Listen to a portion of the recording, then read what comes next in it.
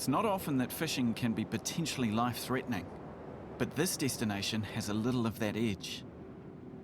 It's a long way from land, nearly 50 kilometres offshore, one of the last strongholds for my fish of the day.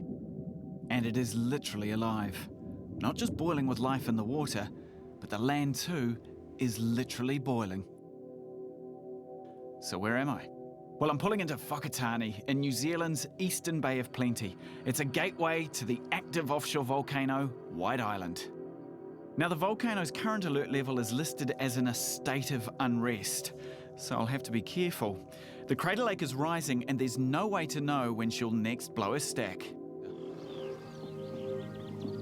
At nearly 49 kilometres offshore, and little to no cover if the weather blows up, or the volcano for that matter, we need to make sure of our weather window. And with the forecast predicting 10 knots for the next couple of days, we're good to go.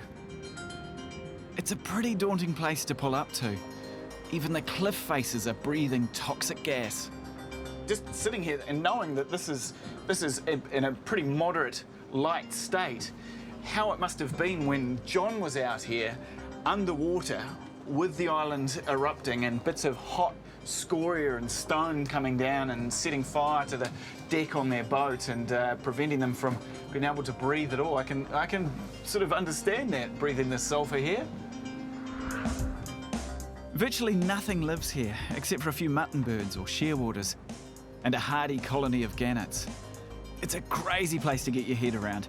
It's magical but scary, slightly intimidating and yet invigorating, being so close to something so dangerous. Now, you can't come all the way to White Island and not have a dive, especially with what John's told us about what is underneath.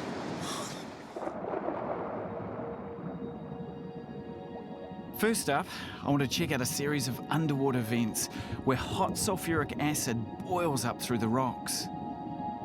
You can see where the temperatures here are well over 100 degrees Celsius, as the only thing that can survive is that white bacteria.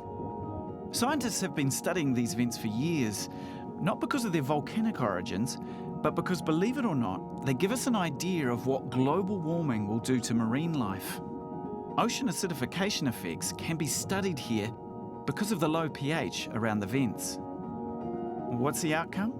Well, it drives the fish slightly mad, causing them to possess little fear, which makes them easy targets for predators.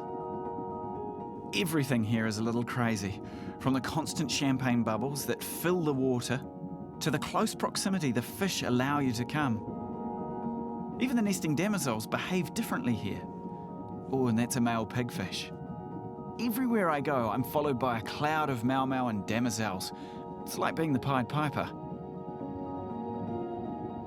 Out here, these black urchins are almost in as big a numbers as our more well-known kinner.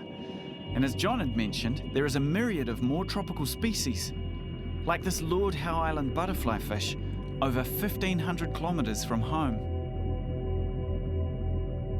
And no dive is complete without seeing a few crayfish, or in this case, packhorse crayfish. Now, it's difficult to get an idea of how big these crays are, but they were some of the biggest I've ever seen. And I've seen a few. On my safety stop, I'm surrounded by salps, weird oceanic drifters with rows of rainbow-coloured cilia propelling it along. What a magic dive.